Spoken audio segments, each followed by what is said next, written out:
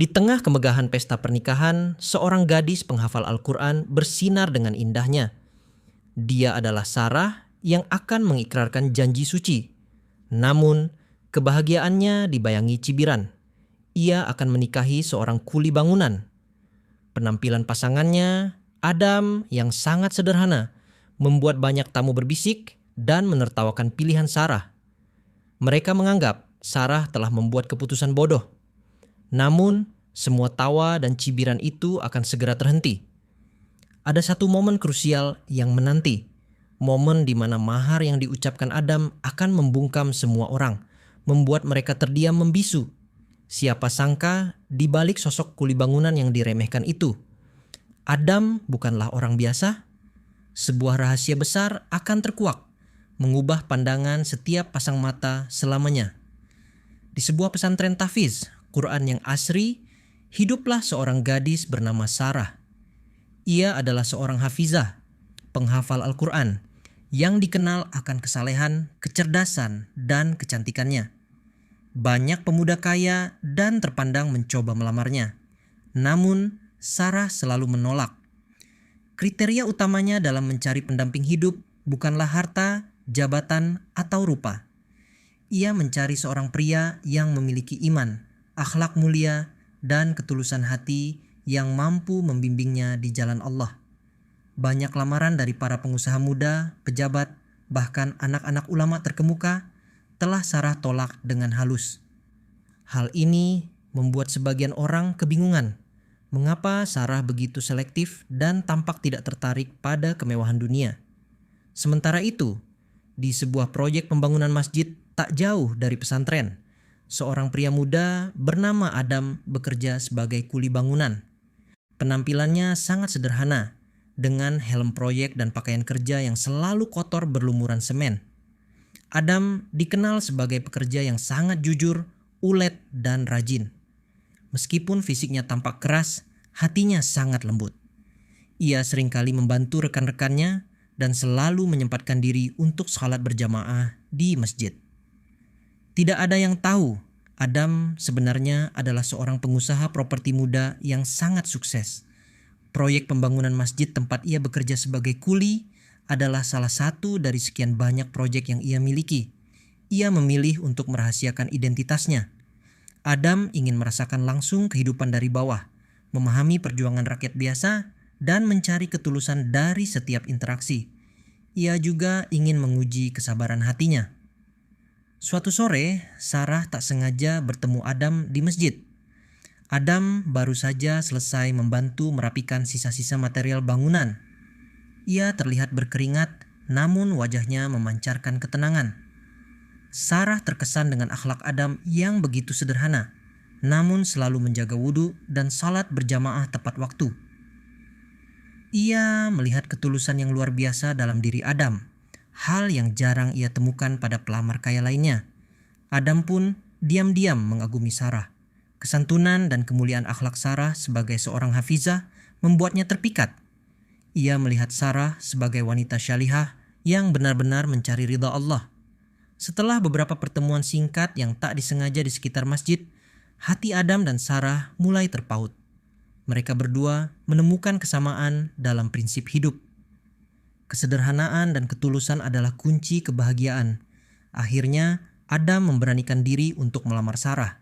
Ia datang dengan pakaian kerjanya yang bersih, membawa cincin perak sederhana, dan menyatakan niat tulusnya di hadapan orang tua Sarah. Ketika Adam melamar Sarah, reaksi keluarga Sarah terbelah. Ayah dan ibu Sarah yang lebih memahami nilai agama dan akhlak menerima Adam dengan baik karena mereka melihat ketulusan di hatinya. Namun, sebagian besar kerabat besar Sarah, terutama paman dan bibinya yang materialistis, langsung terkejut dan mencibir. Mereka tidak habis pikir, seorang hafizah cantik seperti Sarah memilih seorang kuli bangunan.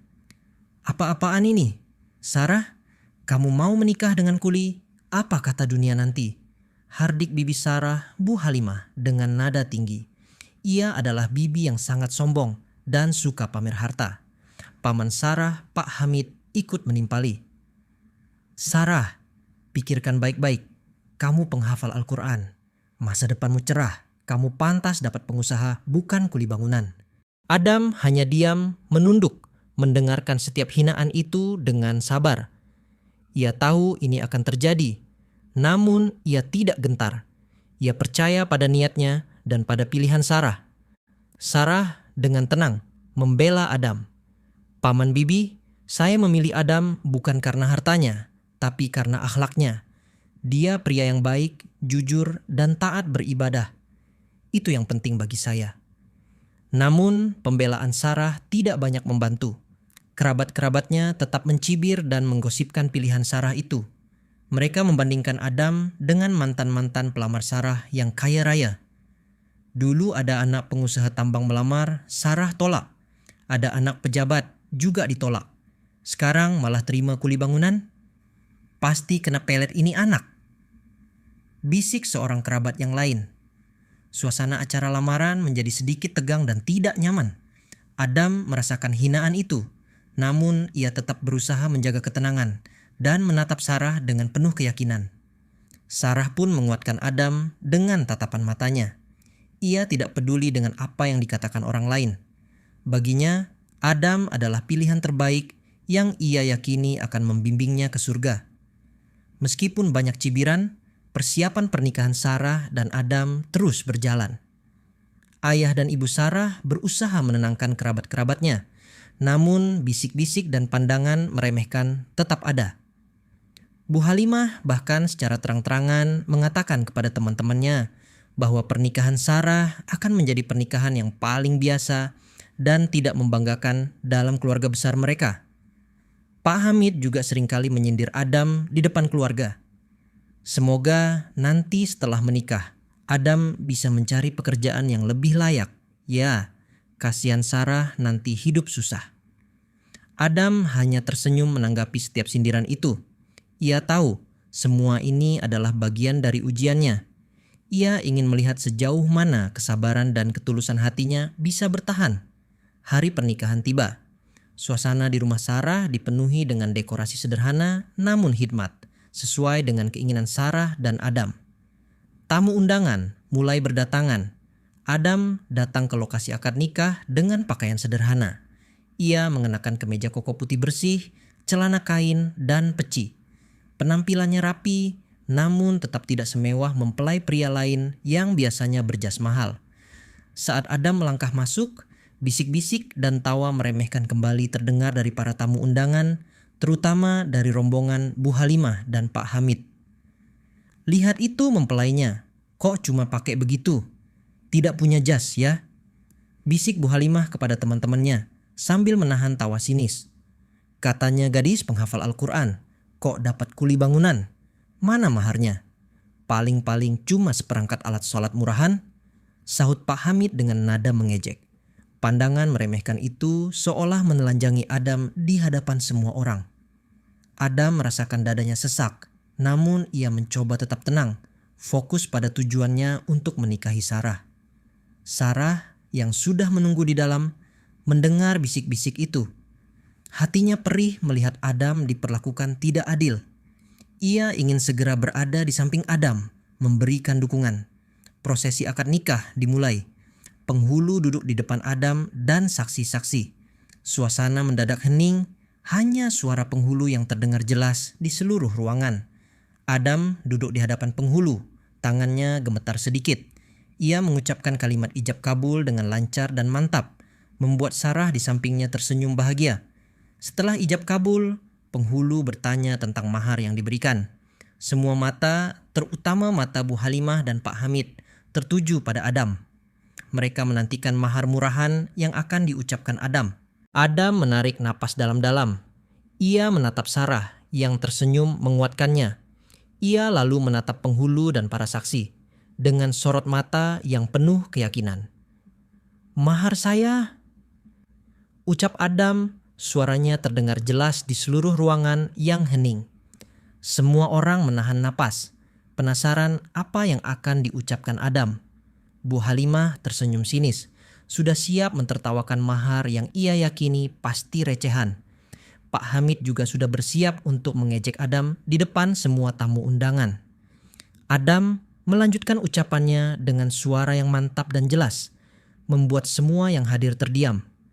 Mahar saya adalah uang tunai 2 miliar rupiah dan 10 kilogram emas murni, dibayar tunai. Seketika ruangan itu sunyi senyap. Tidak ada suara, bahkan bisikan pun tak terdengar. Semua mata membelalak tak percaya. Mulut-mulut menganga, kaget tak terkira. Bu Halimah, Pak Hamid, dan seluruh kerabat yang tadi mencibir kini mematung di tempat. Wajah mereka pucat pasi seperti melihat hantu di siang bolong. Penghulu dan para saksi pun terkejut. Mereka saling pandang, tidak menyangka akan mendengar mahar sebesar itu dari seorang pria yang berpenampilan seperti kuli bangunan. Apakah Anda serius, Nak Adam? Tanya penghulu, suaranya sedikit ragu. Adam mengangguk. Saya serius, Pak Penghulu. Semua sudah saya siapkan. Adam kemudian memberi isyarat kepada asistennya yang selama ini duduk di belakang para tamu, tidak menarik perhatian siapapun. Asisten itu segera maju ke depan. Ia membawa sebuah koper besar yang terlihat berat. Asisten itu membuka koper itu di hadapan penghulu dan para saksi. Di dalamnya tumpukan uang tunai terlihat jelas. Kemudian ia juga mengeluarkan sebuah kotak kecil yang berisi lempengan-lempengan emas batangan yang berkilauan. Cahaya emas itu memantul, membuat mata para tamu silau. Bu Halimah dan Pak Hamid merasakan lutut mereka lemas. Mereka tidak percaya dengan apa yang mereka saksikan. Maharnya, uang tunai 2 miliar dan 10 kilogram emas. Suasana di ruangan itu dipenuhi dengan gumaman takjub dan bisikan-bisikan yang kini penuh kekaguman. Tidak ada lagi tawa atau cibiran, hanya ada kekagetan yang luar biasa. Para tamu yang tadinya meremehkan, kini menatap Adam dengan pandangan yang berbeda. Ada rasa kagum, rasa hormat, dan rasa penasaran yang mendalam di mata mereka. Mereka bertanya-tanya, siapa sebenarnya pria sederhana ini? Bagaimana mungkin seorang kuli bangunan bisa memberikan mahar sebesar itu di hari pernikahannya? Setelah penyerahan mahar selesai, Adam kembali duduk di samping Sarah.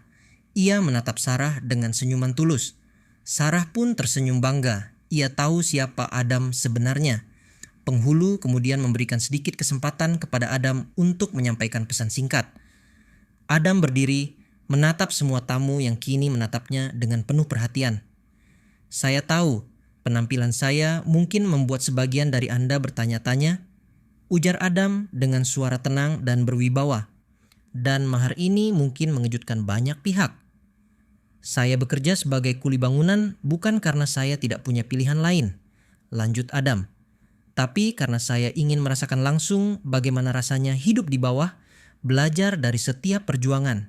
Adam melanjutkan, saya percaya kekayaan sejati bukanlah tentang berapa banyak yang kita miliki, melainkan seberapa tulus hati kita. Dan rezeki itu adalah titipan dari Allah. Pada saat itu, seorang pria berjas rapi yang sejak tadi duduk di barisan depan tiba-tiba berdiri. Ia adalah seorang konglomerat ternama yang dikenal luas di tingkat nasional. Maaf Pak Penghulu, saya ingin memberikan sedikit penjelasan. Ucap pria itu. Suaranya menarik perhatian semua orang. Pria itu menatap Adam dengan senyuman bangga. Saya mengenal Adam dengan sangat baik. Dia bukan hanya kuli bangunan biasa. Dia adalah Adam Wijaya, pemilik utama dan CEO dari puluhan perusahaan properti besar di seluruh Indonesia. Beliau adalah salah satu investor paling berpengaruh di negara ini. Seketika, suasana kembali hening total. Semua tamu undangan, termasuk Bu Halimah dan Pak Hamid, membelalakan mata mereka. Wajah mereka langsung pucat pasi, serasa disambar petir di siang bolong. Adam Wijaya, pemilik perusahaan properti itu? Gumam Bu Halimah, lututnya lemas. Ia mengingat nama perusahaan itu, salah satu yang terbesar di negara ini. Mereka tidak bisa berkata-kata. Pria yang tadi mereka hina habis-habisan, yang mereka sebut kuli bangunan, ternyata adalah seorang konglomerat besar yang sangat dihormati. Adam menatap Bu Halimah dan Pak Hamid dengan senyum tenang. Tidak ada dendam, hanya ada kebijaksanaan. Pandangannya seolah menampar keras kesombongan mereka. Bu Halimah dan Pak Hamid merasakan penyesalan yang luar biasa menghantam mereka. Mereka teringat setiap hinaan, setiap tawa cemohan yang mereka layangkan kepada Adam. Setelah akad nikah selesai, Mereka berusaha mendekati Adam dan Sarah, ingin berlutut dan memohon ampunan. Wajah mereka dipenuhi rasa malu dan penyesalan yang mendalam. Adam, Sarah, maafkan kami. Kami sungguh tidak tahu. Kata Bu Halimah tergagap, air mata mengalir di pipinya. Pak Hamid juga ikut menunduk malu. Adam dan Sarah menatap mereka dengan tenang. Kami sudah memaafkan Paman, Bibi. Semoga kejadian ini bisa menjadi pelajaran bagi kita semua, jawab Adam dengan bijak. Kebaikan hati Adam dan Sarah justru semakin membuat mereka malu. Mereka menyadari mereka telah menghakimi seseorang hanya dari penampilannya, tanpa mengetahui kebenaran di baliknya. Kisah pernikahan Adam dan Sarah menyebar luas ke seluruh kota, bahkan ke tingkat nasional. Ini menjadi viral dan banyak orang membicarakannya. Masyarakat dan pejabat belajar pelajaran berharga bahwa nilai sejati seseorang tidak ditentukan oleh status, jabatan, atau kekayaan, melainkan oleh hati dan akhlak mulianya. Bu Halimah dan Pak Hamid merasakan konsekuensi dari perbuatan mereka. Reputasi mereka hancur dan mereka kehilangan rasa hormat dari banyak orang di keluarga besar. Sejak saat itu, Adam dan Sarah menjalani kehidupan rumah tangga yang bahagia dan penuh berkah. Mereka tetap memilih hidup sederhana, tidak pamer kekayaan. Adam tetap memimpin perusahaannya dengan bijaksana dan banyak melakukan kegiatan filantropi. Sarah pun terus mengabdi sebagai hafizah, mengajar mengaji anak-anak di pesantren. Mereka menjadi teladan bagi banyak orang, bahwa cinta sejati dan kebahagiaan hakiki tidak terletak pada gemerlap dunia, melainkan pada ketulusan hati dan keimanan. Cerita ini mengajarkan kita semua untuk tidak pernah menghakimi atau meremehkan siapapun hanya karena penampilannya atau status sosialnya. Karena di balik kesederhanaan bisa jadi tersimpan kebesaran jiwa, kebijaksanaan, dan takdir yang luar biasa. Hormati setiap manusia, karena kita semua sama di mata Tuhan.